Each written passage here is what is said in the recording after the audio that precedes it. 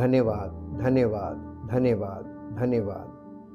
परमपिता परमेश्वर, हम आपका हृदय से धन्यवाद करते हैं आपके महान प्रेम के लिए, आपके अद्भुत सामर्थ्य के कामों के लिए जो आप प्रतिदिन हमारे जीवन में करते हैं। हम आपका धन्यवाद करते हैं परमपिता परमेश्वर। आपके प्रेम के कारण आपने अपने पुत्र को हम सबके एवज में बलिदान किया और हमारे पापों का सारा बोझ उस पर डाल दिया, ताकि वो हम सब मनुष्यों के लिए सिद्ध बलिदान ठहरे, ताकि जो कोई उस बलिदान पर विश्वास करे वो परमेश्वर की संतान होने का अधिकार प्राप्त करे। हम धन्यवाद करते हैं पिता परमेश्वर, आपने हमें अनंत मृत्यु से बचाने के लिए अपने पुत्र के बलिदान के द्वारा हमारे लिए अनंत जीवन का मार्ग तैयार किया, और वो मार्ग और कोई नहीं, आपका इकलौता पुत्र प्रभु यीशु मसीह ही है। और जब हम उस पर विश्वास करते हैं और कलीसिया में जुड़ जाते हैं मसीह की आत्मिक देह में, तो हमारा आत्मिक पालन पोषण आप करते हैं पवित्र आत्मा और पवित्र वचनों के द्वारा।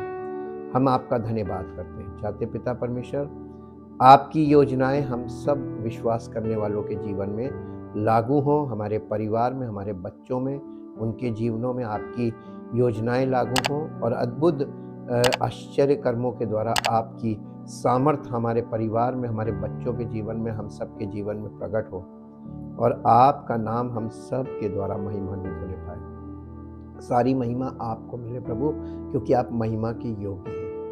और हम धन्यवाद के साथ इस प्रार्थना को आपके इकलौते पुत्र प्रभु यीशु मसीह के नाम से मांगते हैं, आमीन। Praise the Lord.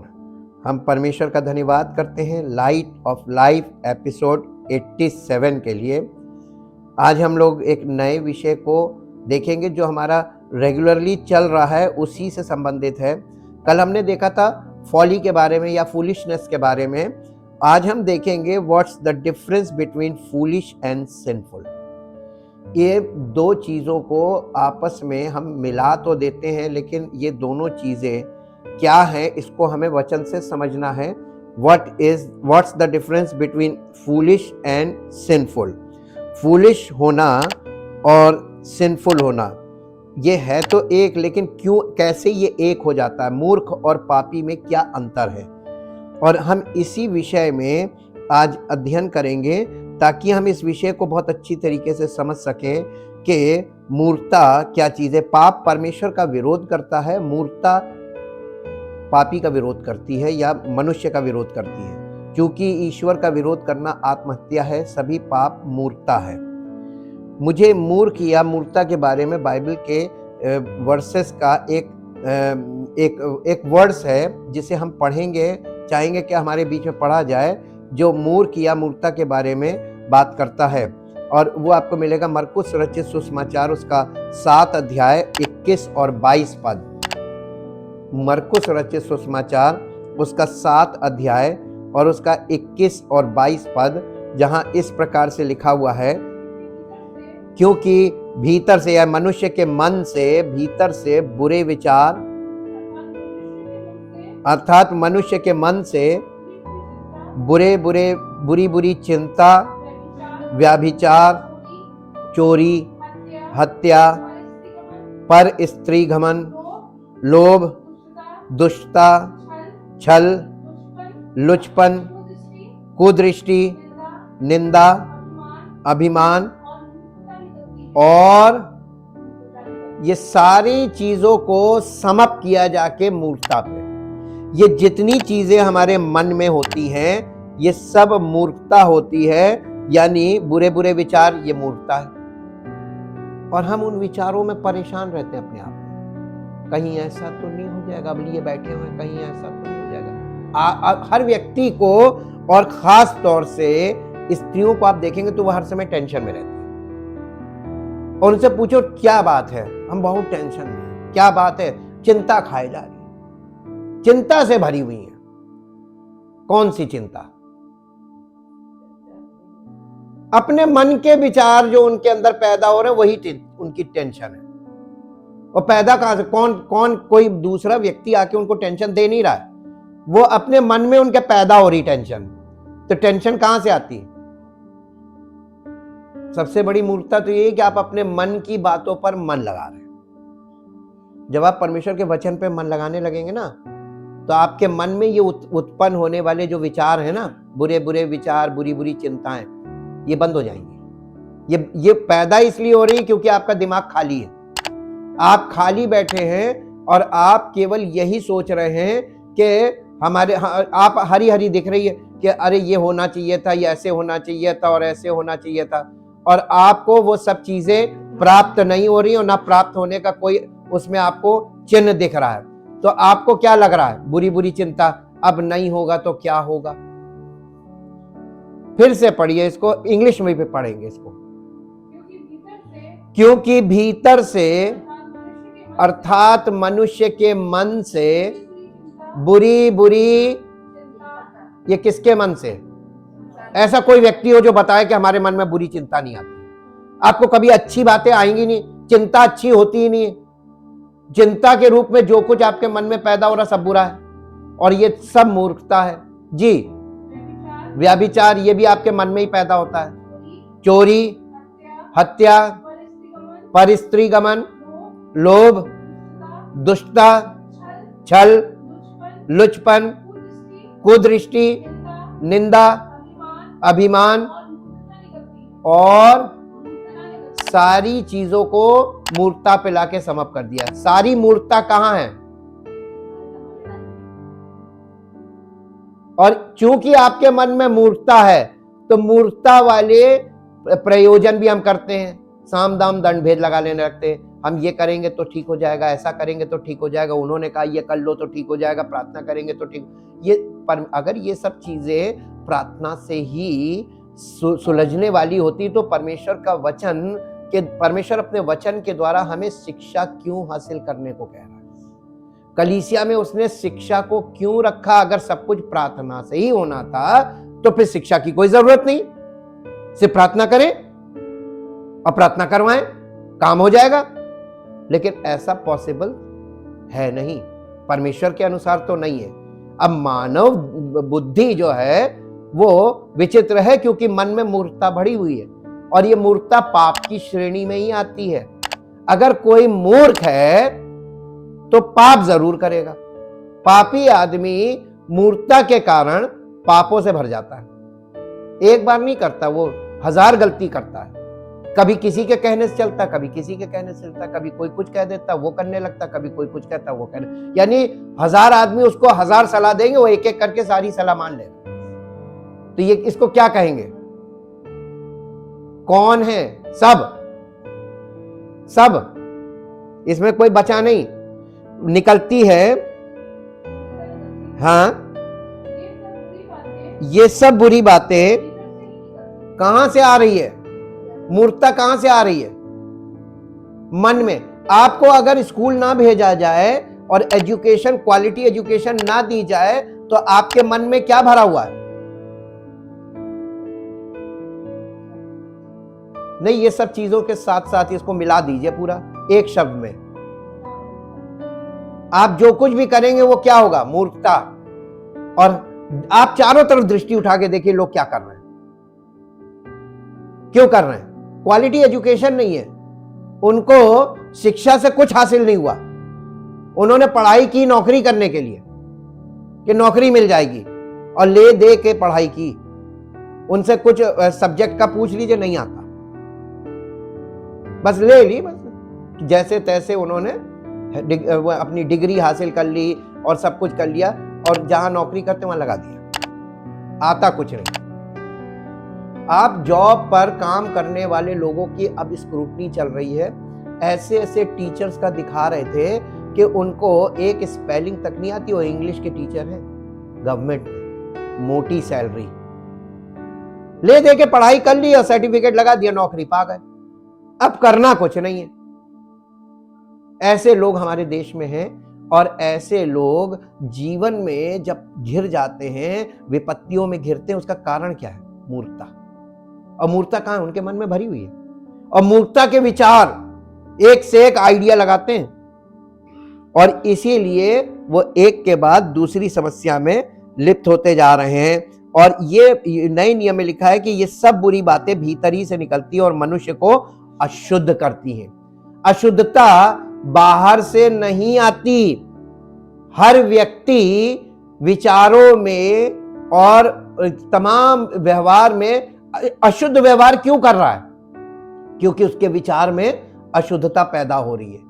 ये चीजें आपके मन में अगर पैदा हो रही हैं तो आपके मन में अशुद्धता है, और अशुद्ध विचार वाला मनुष्य शुद्धता कैसे प्राप्त करेगा?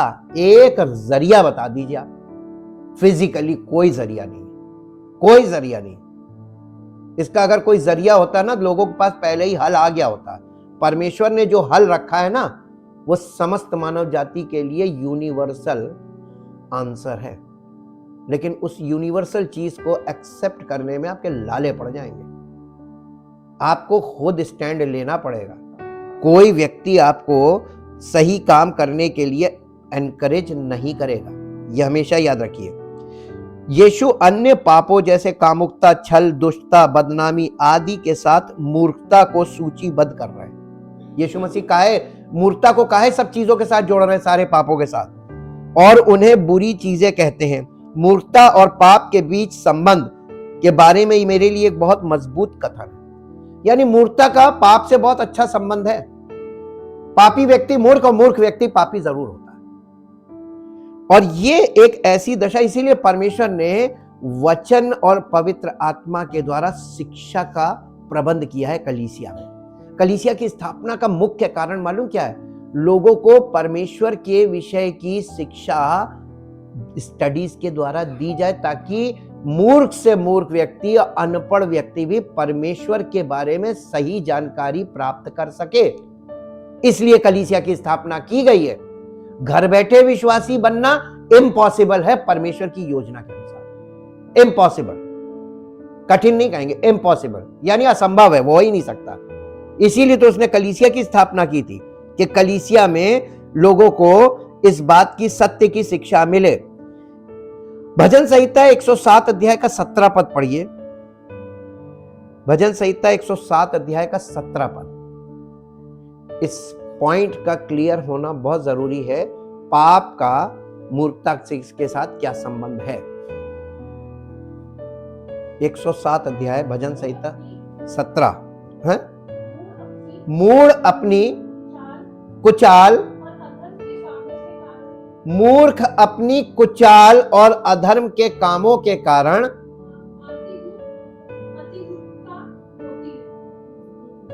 अति दुखित होते हैं। पाप यानी मूर्ख आदमी हमेशा दुखी मिलेगा आपको।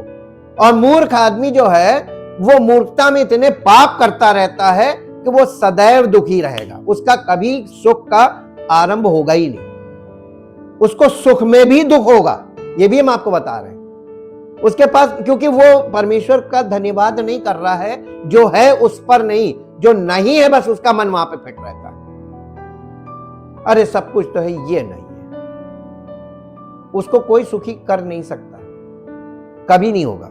वो हमेशा दुखी रहेगा और मूर्खता के विचार उसके अंदर चलते रहेंगे। इसीलिए ये लिखा है, कुछ तो अपनी पापी चाल चलन के कारण मूर्ख अपनी बुरी चाल चलन में है, और कुछ अपने अधर्म के कामों के कारण दुख उठाते थे। पाप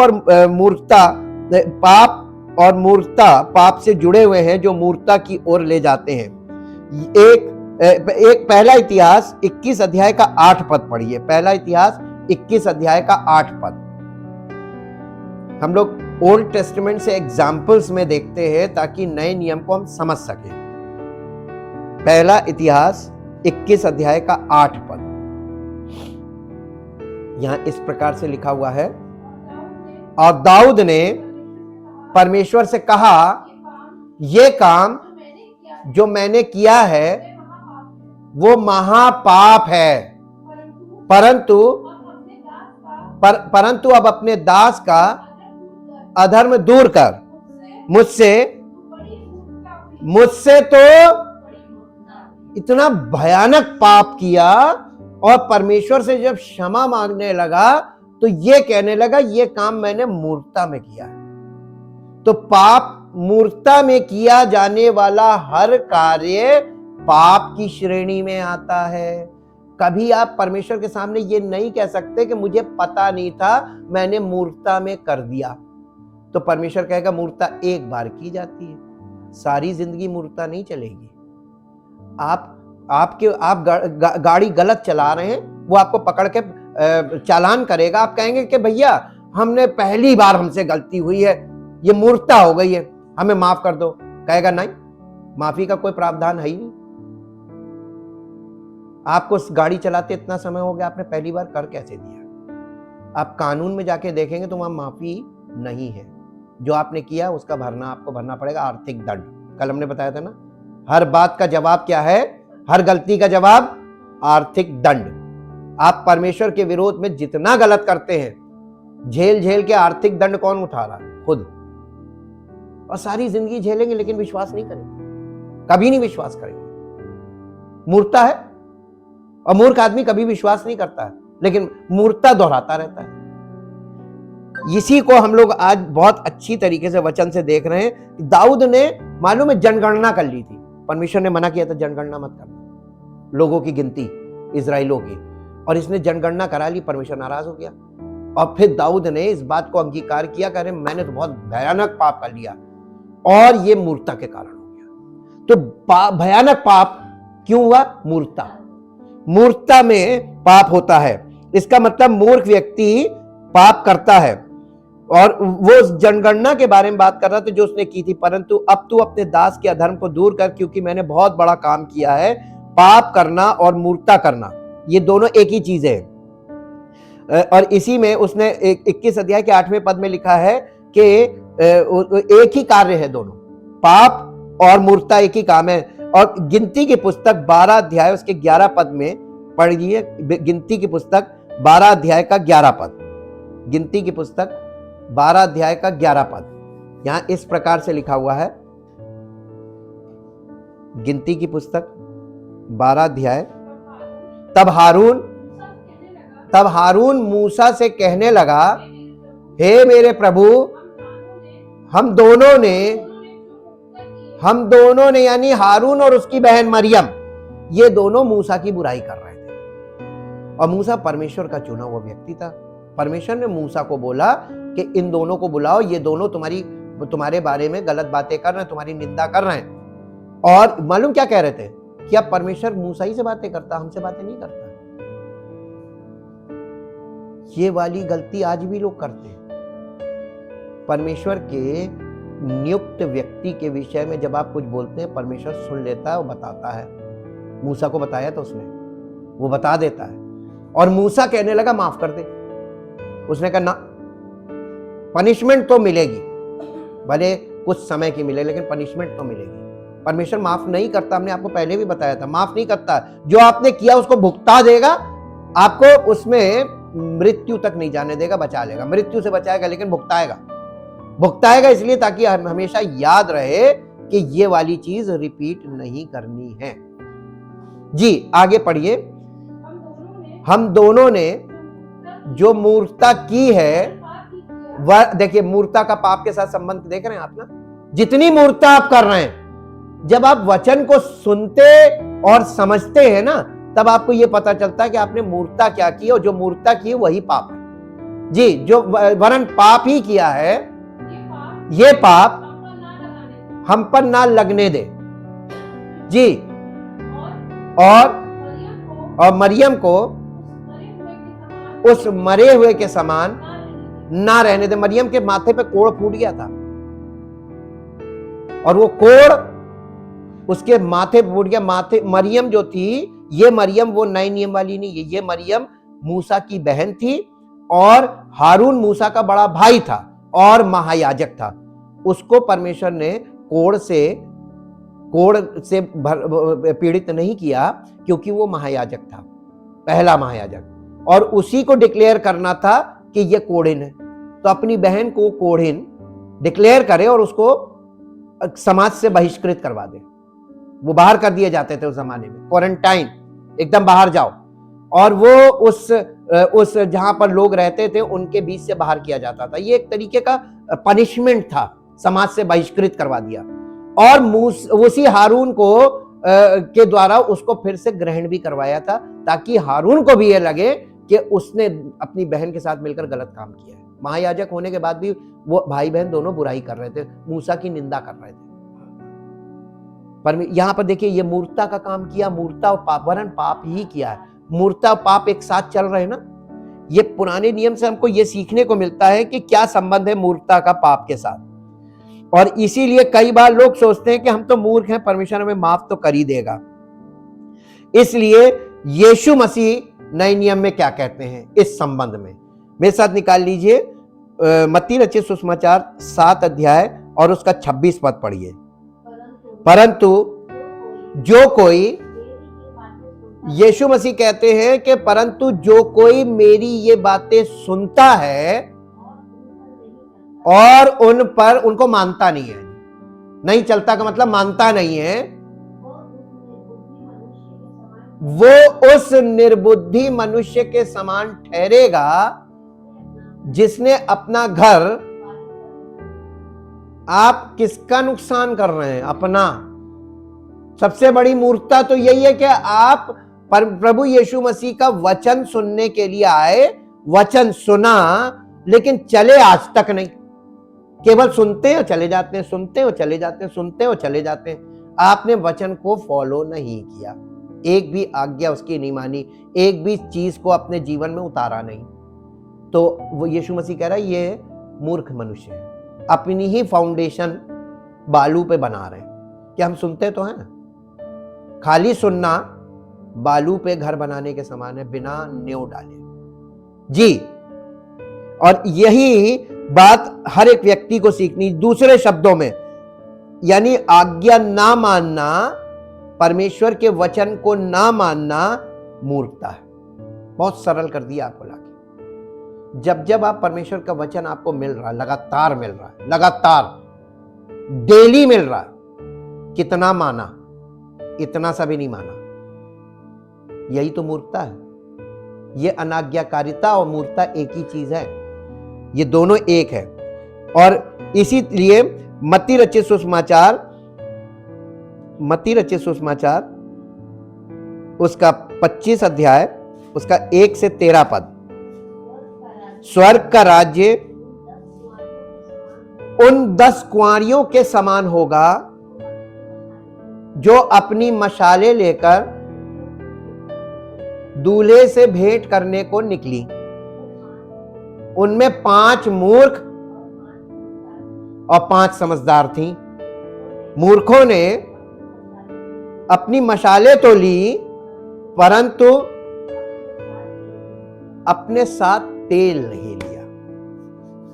आपके पास हो सकता है कि मशालें हो, हम प्रभु पर विश्वास करते हैं, ये मशाल हो गई, लेकिन अभी आप बॉर्न अगेन नहीं हुए, पवित्र आत्मा नहीं मिला है, तो ये तेल है। आप बॉर्न अगेन नहीं हुए हैं, लेकिन आपने विश्वास किया है, तो आपने मशाल तो ले ली है कि हम प्रभु पर विश्वास करते हैं, विश्वासी हैं, लेकिन अभी आपको तेल नहीं मिला, अपने साथ तेल नहीं लिया। जी, आगे पढ़िए। परंतु समझदारों ने अपनी मशालों के साथ अपनी अपनी कुप्पियों में तेल भी भर लिया। यानी ये बॉर्न अगेन थी, पवित्र आत्मा से भरी हुई थी। जब दूल्हे के आने में देर हुई, तब वे सब ऊँघने लगी और सो गई।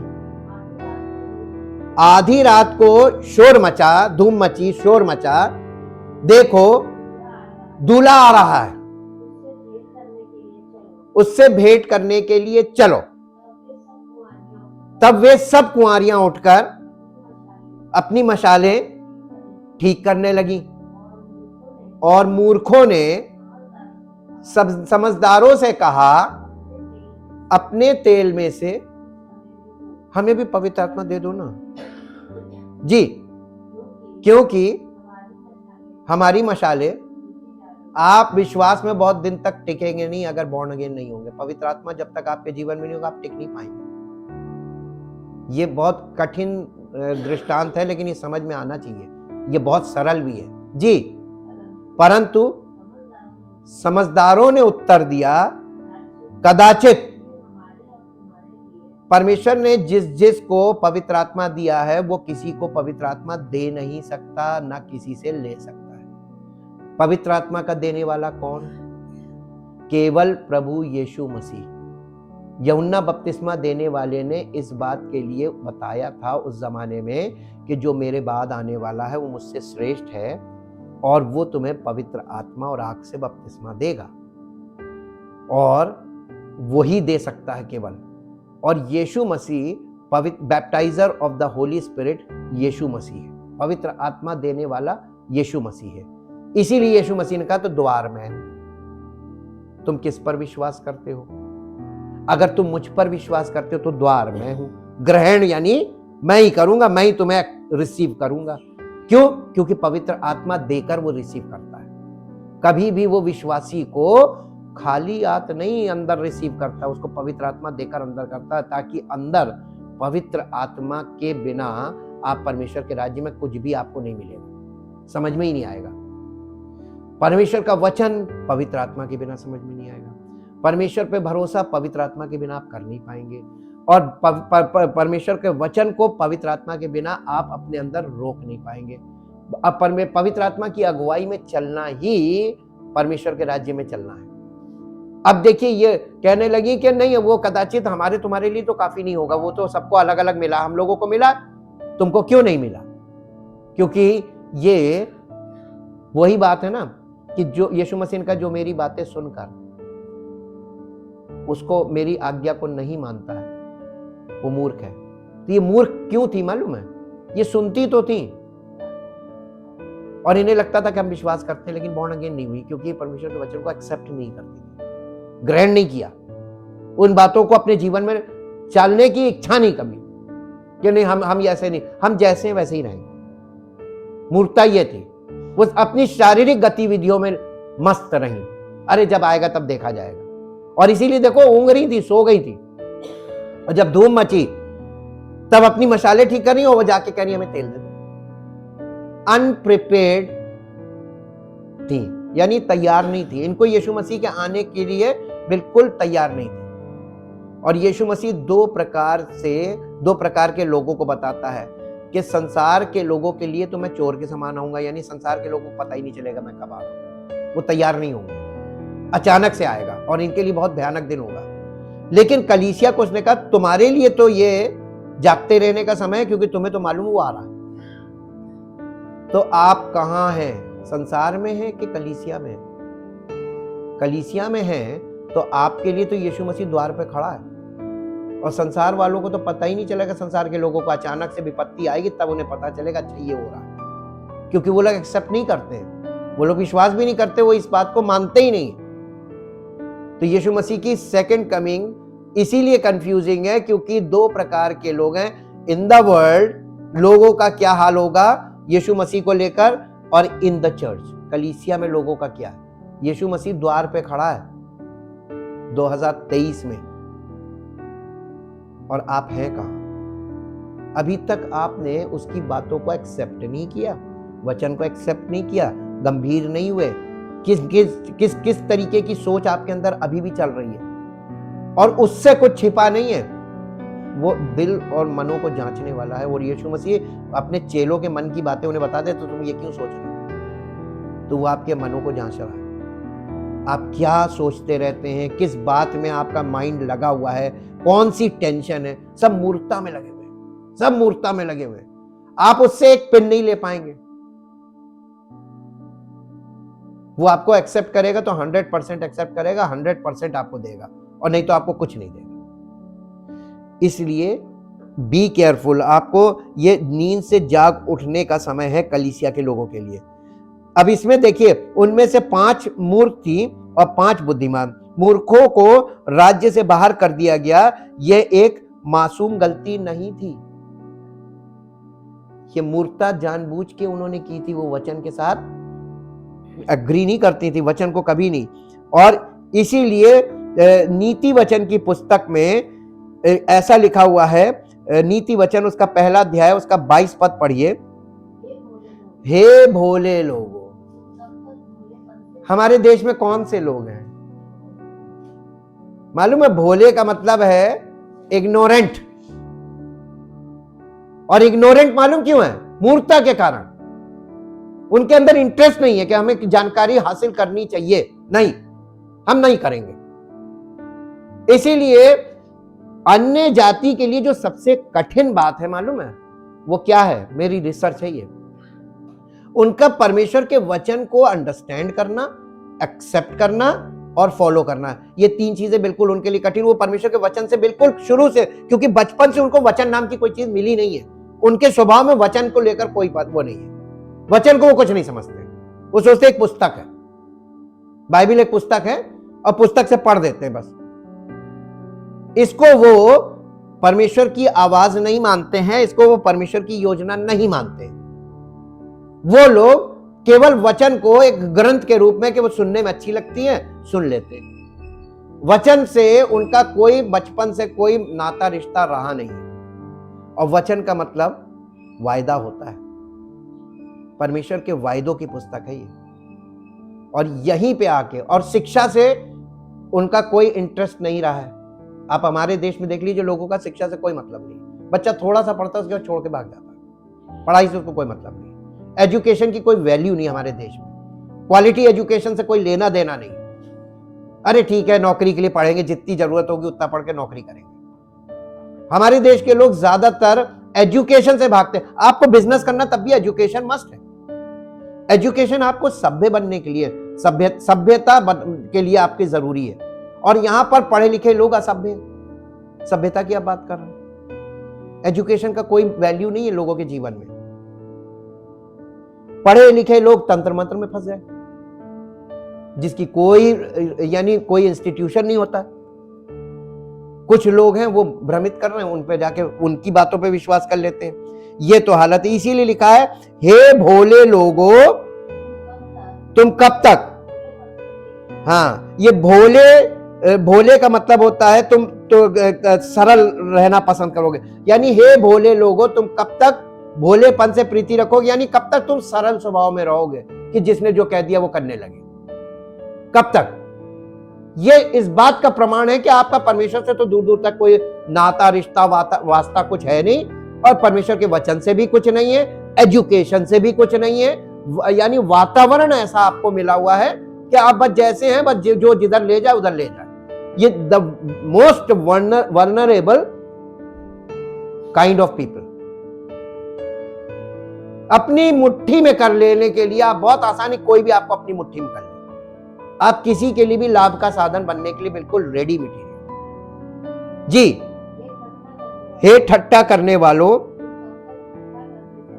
तुम कब तक ठट्टा करने से प्रसन्न रहोगे और मूर्ख ज्ञान से नफरत। यानी मूर्ख का ज्ञान से हमेशा नफरत रहती है उसको। हे मूर्खों, हाँ, तुम कब तक ज्ञान से बैर रखोगे। परमेश्वर का ज्ञान, मेरे ज्ञान के ना होने से मेरी प्रजा नष्ट हुई जा रही है। परमेश्वर इस बात के लिए चिंतित है कि मानव जाति जो मेरी प्रजा है, ज्ञान के ना होने के कारण नष्ट हुई जा रही है। कलीसिया की स्थापना क्यों की गई? ताकि हमारी मूर्खता से हमको ज्ञान की ओर ले जाए। आपने ये वाला कभी वो सुना है जो एक कहावत कही गई है, एक चौपाई है, तमसोमा ज्योतिर्गमय मृत्युर्मा अमृतगमय, है ना। अस्तोमा सदगमय, तमसोमा ज्योतिर्गमय और मृत्युर्मा अमृतगमय। तमसोमा ज्योतिर्गमय है, अस्तोमा सदगमय, असत्य से सत्य की ओर ले चल। ये प्रार्थना है, असत्य से सत्य की ओर ले चल। और मृत्युर्मा अमृतगमय, यानी मृत्यु से जीवन की ओर ले चल, अनंत जीवन की ओर। अमृत का मतलब अनंत जीवन की ओर ले चल। और तमसोमा ज्योतिर्गमय, यानी अंधकार से ज्योति की ओर ले चल। ये तीनों बातें एक ही बात कह रही हैं कि अनंत मृत्यु से अनंत जीवन की ओर ले चल। प्रभु, प्रार्थना तो कर ली और उसका उत्तर प्रभु ने दे दी, भेज दिया अपने पुत्र के द्वारा। लेकिन आज पुत्र को ग्रहण कोई कर ही नहीं रहा है। उस उत्तर को कोई ग्रहण नहीं कर रहा जो परमेश्वर ने दिया। जो हमें असत्य से सत्य की ओर ले जाने के लिए आया, अंधकार से ज्योति की ओर ले जाने आया और अनंत मृत्यु से अनंत जीवन की ओर ले जाने आया।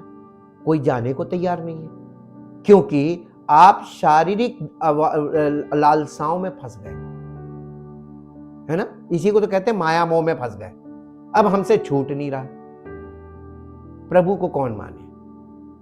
अभी यहां मन भर ले, अभी तो जी भरा ही नहीं। ये हालत है।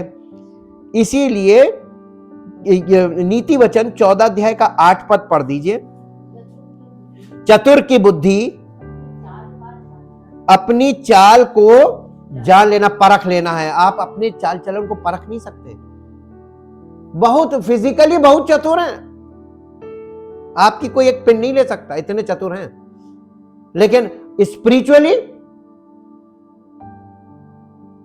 मूर्ख बने हुए, जो जिधर कहते उधर चल पड़ते हैं। लालच के 2 शब्द बोल दे बस, वहां ये मिलेगा, अरे फौरन देखो सब जगह छोड़ के वहां। चतुर की बुद्धिमानी यह है कि वो अपने मार्ग को परख ले, परंतु मूर्खों की मूर्खता, मूर्ख छल में फंस जाता है। छल का मतलब धोखे में, और उसके अंदर धोखा भरा हुआ है ना। मूर्खता धोखा ही तो है। आप अपने आप को धोखा दे रहे हैं, परमेश्वर का वचन ना मान के अपने आप को धोखा दे रहे हैं, और पता नहीं कब से कर रहे हैं। जबकि आपको, इसीलिए इब्रानियों में जाके उसने कहा तुम्हें तो अब तक गुरु हो जाना चाहिए। ये पहली सदी की कलीसिया की बात बता रहे हैं। उस समय भी ऐसा ही था और आज उससे भयानक स्थिति में। कहां खड़े लोग और क्या पढ़ रहे हैं।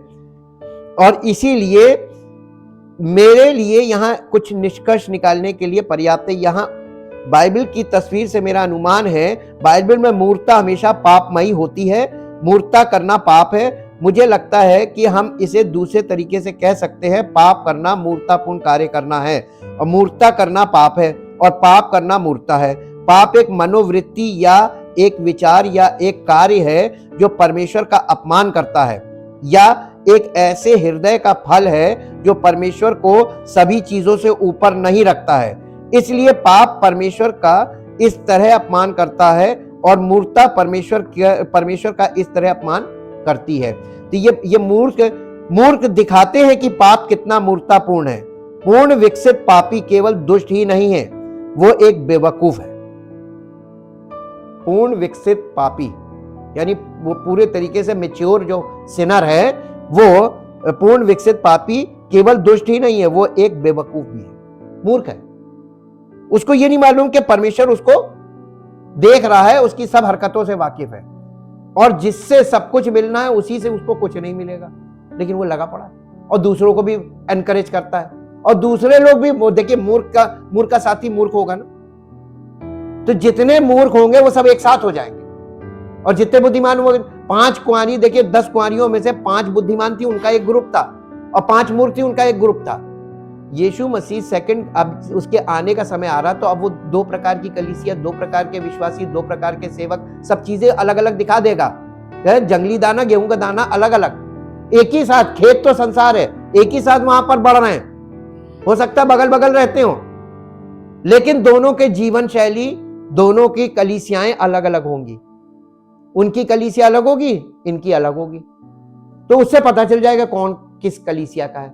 आप यीशु मसीह की देह का हिस्सा बने हैं, तो आपका जीवन मूर्खता का नहीं होना है, बल्कि मूर्खता से आपको छूटना है ना।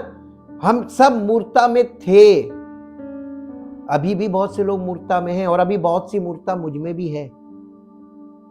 अभी मुझे और मूर्खता से बाहर आना है, ताकि हम, और जो बारीक बारीक पाप हो रहे हैं, बड़े बड़े तो हमें समझ में आ गए, जो हम जानबूझ के नहीं करेंगे, लेकिन अभी बहुत छोटे छोटे ऐसे माइनर छोटी छोटी बातें जहां हम चूक सकते हैं। इसलिए हमें जागरूक रहना है। एक व्यक्ति जो बुद्धिमान व्यक्ति होता है ना, उसकी खास बात बताएं क्या है मालूम? वो जागरूक होता है, और मूर्ख जो होता है ना, वो निश्चिंत रहता है। जो व्यक्ति निश्चिंत रहता है वो समझ लीजिए मूर्ख है, जो चौकन्ना रहता है वो समझ लीजिए समझदार है। ये समय चौकन्ना रहने वाला है कि निश्चिंत रहने वाला है? मालूम कैसे? हम आपको थोड़ा सा एग्जांपल देते हैं। आपके घर में कौन लोग आ रहे हैं? और क्या बातें कर रहे हैं। चौकन्ने रहिए। लोग आपके घर में आएंगे, गलत शिक्षा की बातें करेंगे, गलत व्यवहार आपके बच्चे सीखेंगे, गलत बातें सुनेंगे, उनको फॉलो करेंगे। जिम्मेदारी किसकी है? आपने रोका क्यों नहीं? जिस तरीके की जिस कलीसिया में आप सहभागिता रखते हैं, उस कलीसिया के लोग अगर सही नहीं है और वो आपके घर आ रहे हैं और आपके घर में कड़वे दाने बो रहे हैं, आपके घर में झगड़े होंगे। और उसका कारण क्या है? आप जहां सहभागिता रखते हैं वो जगह सही नहीं है, वहां की शिक्षा सही नहीं है। आपके घर में कभी यूनिटी नहीं होगी, कभी मोहब्बत नहीं होगी। और जो सही कलीसिया होगी वहां पर आपको घर में एकजुट होने के विषय में परमेश्वर के वचन से बताया जाएगा। जब आप अपने घर का ही अच्छा प्रबंध करना नहीं जानते तो आप सेवा के लायक तो है ही नहीं। लिखा है सेवक को एक ही पत्नी का पति हो, उसके बच्चे विश्वासी हो और उसके बच्चे उसके अधीन हो और अपने घर का अच्छा प्रबंध करता हो। ऐसा व्यक्ति कलीसिया में सेवा के योग्य परमेश्वर नियुक्त करता है। ये बाइबल में लिखा हुआ नए नियम है। कौन सा सेवक?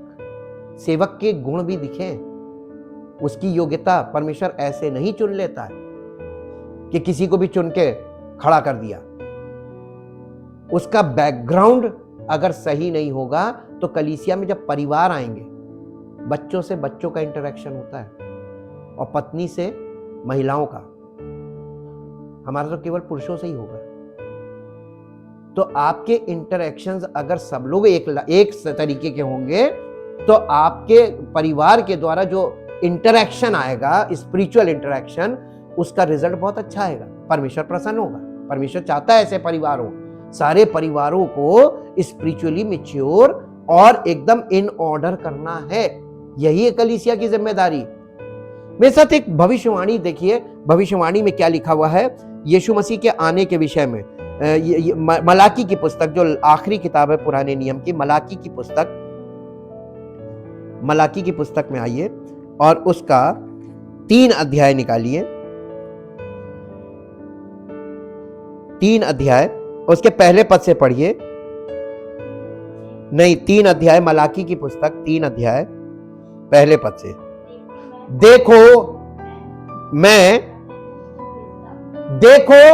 देखो का मतलब है बीहोल्ड, यानी मे आई हैव योर अटेंशन, कृपया ध्यान दे जो बोलते हैं।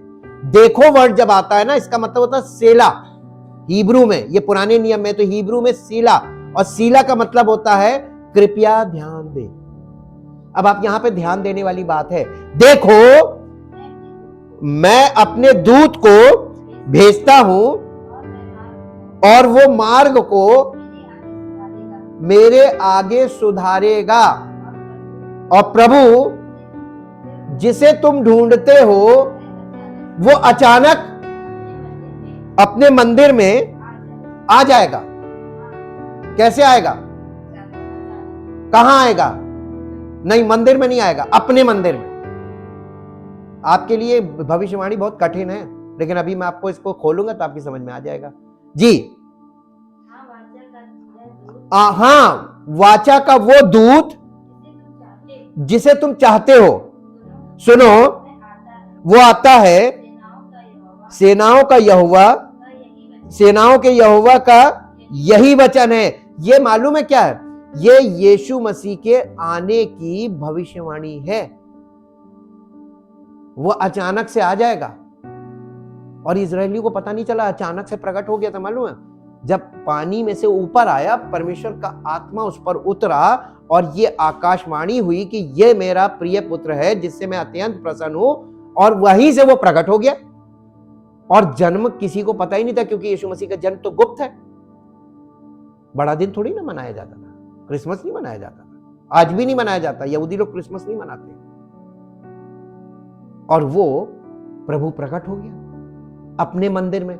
ये शरीर जो है ना, इसको मंदिर बोला गया। वो अपने मंदिर में प्रकट हुआ, और उसके आगे कह रहा मैं दूत को भेजूंगा, वो उसके लिए मार्ग सुधारेगा।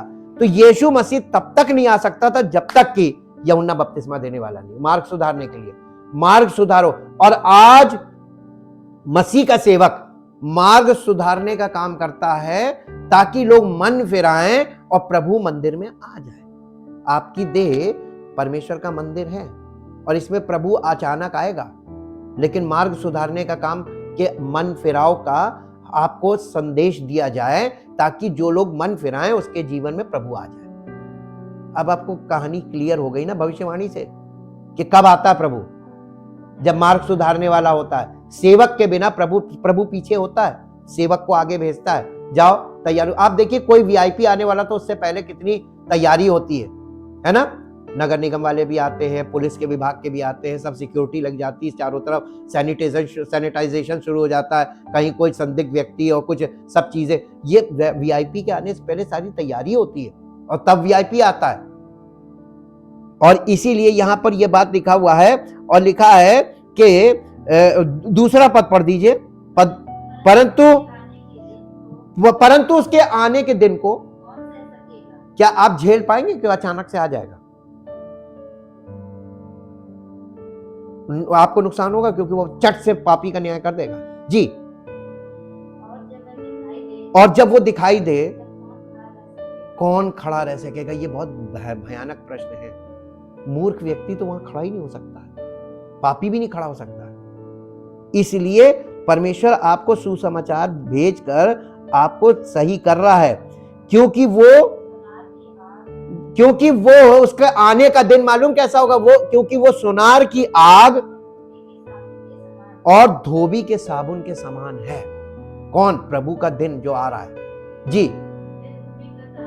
वो रूपे का ताने वाला और शुद्ध करने वाला बनेगा। शुद्ध को वो लेगा और अशुद्ध को फेंक देगा जी। और लेवियों को शुद्ध करेगा। लेवी मतलब सेवा करने वालों को पहले शुद्ध करेगा और उनको सोने रूपे के समान निर्मल करेगा। तब वे यहोवा की भेंट धर्म से चढ़ाएंगे। तब यहूदा और यरूशलेम की भेंट यहोवा को ऐसी भाएगी जैसी पहले के दिनों में और प्राचीन काल में भाती थी। अभी नहीं भा रही, अभी तो नाराज है। अब इसका चौथे अध्याय में आ जाइए। यीशु मसीह की सेकंड कमिंग भी देख लीजिए, फर्स्ट कमिंग की 3 अध्याय में। 4 अध्याय का पहले पद से पढ़िए। क्योंकि देखो वो धधकते भट्टे का सा, इसका मतलब यीशु मसीह की सेकंड कमिंग जैसे जैसे आएगी टेम्परेचर पृथ्वी का राइज अप होगा। और टेम्परेचर राइज अप होने से क्या होगा? अब आप मूर्खता की नहीं बुद्धिमानी की बात यह है कि आप देखिए आज जितनी प्राकृतिक आपदा है उसका कारण टेम्परेचर बढ़ना ही है। और इस समय यहां पर जाड़ा पड़ रहा, जाड़े का मौसम है। ब्रिटेन साइड में, यूरोप में एकदम माइनस में टेम्परेचर होना चाहिए, वहां पे प्लस में है, वहां पे गर्मी पड़ रही है और सारे बर्फ के पहाड़ पिघल गए। वो विनाश का दिन आ रहा है। धधकते भट्टे का सा दिन आता है, आ रहा है। देख लो, न्यूज में दिखाया जा रहा है। जब सब अभिमानी, सब दुराचारी लोग, इसका मतलब क्या होता है? जैसे अनाज को जब जला देते हैं ना तो नीचे खूंटी रह जाती है, सब अनाज की खूंटी बन जाएंगे, सब नष्ट हो जाएगा जी। और उस आने वाले दिन में वे ऐसे भस्म हो जाएंगे उनका पता तक नहीं रहेगा कहां गए। अभी तो दिख रहे थे गायब जी। सेनाओं के यहोवा का यही वचन है। परंतु तुम्हारे लिए, कलीसिया के लोगों के लिए, प्रभु के सच्चे विश्वासियों के लिए, परंतु तुम्हारे लिए जो मेरे नाम का भय मानते हो, धर्म का सूर्य उदय होगा और उसकी किरणों के द्वारा तुम चंगे हो जाओगे और तुम निकल कर पाले हुए बछड़ों के समान कूदोगे और फांदोगे। तब तुम दुष्टों को लताड़ डालोगे, अर्थात मेरे उस ठहराए हुए दिन में वे तुम्हारे पांव के नीचे की राख बन जाएंगे। सेनाओं के यहोवा का यही वचन है। और चौथा पद पढ़ दीजिए। मेरे दास मूसा की व्यवस्था, अर्थात जो जो विधि और नियम मैंने सारे इजरायलियों के लिए उनको होरेब में दिए थे, सेकंड कमिंग तक वो ना भूलना। व्यवस्था के बिना वो प्रभु ग्रहण नहीं करेगा। उनको ना भूलना, वही बहुत खास बात है, वहीं पर करेक्शंस है सारे। देखो, यहोवा के उस बड़े और भयानक दिन के आने से पहले, हाँ, मैं तुम्हारे पास एलिया नबी को भेजूंगा, वो माता पिता के मन को चर्च की ओर नहीं, माता पिता के मन को पुत्रों की ओर और पुत्रों के मन को। आपको मालूम है ये चौथे पद में क्यों लिखा हुआ है कि जो मूसा ने व्यवस्था दी उसको मत भूलना, स्मरण रखना। उस मूसा की पुस्तक में जो 10 हुक्म थे, 10 हुक्म में से परमेश्वर के 4 हुक्म पहले थे और 5 हुक्म, और छठा जो है दूसरी तख्ती का पहला हुक्म, वो ये था अपने माता पिता का आदर करना और उनकी सेवा करना, उनके वश में रहना। ये वाली चीज मानने लगना और अपने बच्चों का सही तरीके से व्यवहार करना। जब बच्चे बड़े हो जाते हैं तो उनके बड़े के हिसाब से उनके साथ व्यवहार करना, ये सीखना पड़ेगा। जब बच्चे छोटे रहते तो मारपीट चल जाती है, जब बड़े हो जाते तो मारपीट नहीं चलती उनके साथ। फिर आप उनको अच्छी तरीके से सीरियस होकर, पहले आप खुद सुधरोगे तभी बच्चे सुधरेंगे। इसीलिए लिखा है कि वो पुत्रों को माता पिता की और माता पिता को पुत्रों के मन को उनकी ओर फेरेगा, ऐसा ना हो कि मैं आकर। कलीसिया की स्थापना क्यों हुई है? ताकि परिवार वापस से रीयूनाइट हो। ऐसी शिक्षा कलीसिया में होनी चाहिए जिससे बच्चे और माता पिता ये आपस में एक मन के हो, एक परिवार बने, छिन्न भिन्न ना रहे। परिवारों को एक करना है प्रभु के नाम से, प्रभु के आत्मा के द्वारा। और कलीसिया में रिलीजियस टीचिंग चलने लगी। मलाकी से देख लीजिए, सेकंड कमिंग तक का दिखाया गया क्या चल रहा है। लॉलेसनेस लीजिए, पाप का पुरुष विनाश का पुत्र, वो व्यवस्था को नहीं मानेगा, 10 आज्ञा 10 हुक्म को, और जो 10 हुक्म को नहीं मानेगी, जो कलीसिया जो लोग 10 हुक्म से आउट होके काम करेंगे, रिलीजियस टीचिंग, वो सब फॉल्स टीचिंग में है। Thank you, thank you, thank you Lord. परम पिता परमेश्वर, हम आपका बहुत धन्यवाद करते हैं आपके पवित्र वचनों के लिए, जो पवित्र आत्मा के द्वारा हमारी आंखों को ज्योतिर्मय करने के लिए दिए जा रहे हैं, ताकि हम देखें और समझें और सीखें और पवित्र आत्मा की अगुवाई में बने रहें और पवित्र आत्मा की अगुवाई में जीवन व्यतीत करना शुरू करें। हर कदम उठाने से पहले परमेश्वर के वचन और पवित्र आत्मा की अगुवाई में हम चलें, ताकि प्रभु हमारा निर्णय अपनी ओर से हम निर्णय ना लें, बल्कि परमेश्वर के वचन के आधार पर हम निर्णय लें, ताकि हमारा जीवन परमेश्वर को प्रसन्न करे और परमेश्वर की महिमा का कारण बने और सारी महिमा आपको मिले। सब विश्वास करने वालों में जो लोग वास्तव में प्रभु यीशु मसीह पर विश्वास करते हैं, उनके जीवन में अद्भुत आश्चर्य कर्मों के द्वारा आपकी महिमा प्रकट हो। और जो विश्वास करने के लिए बोलते हैं लेकिन अभी तक कर नहीं पाए, उनके जीवन में प्रभु आपकी सामर्थ कार्य करेगी। तभी संभव है वो लोग सीरियस हों, परमेश्वर के वचन को लेकर गंभीरता से विचार करें और ये सोचे कि क्या चीज़ है जो हमें परमेश्वर के वचन को ग्रहण करने से रोकती है। अपने हृदय से उन विचारों को देखें, जांचें, अपने मन की जांच करें आपके वचन के आधार पर, ताकि प्रभु हम सब का जीवन आपकी महिमा का कारण बने। सारी महिमा आपको मिले। इस प्रार्थना को आपके इकलौते पुत्र प्रभु यीशु मसीह के नाम से मांगते हैं, आमीन। Praise the Lord.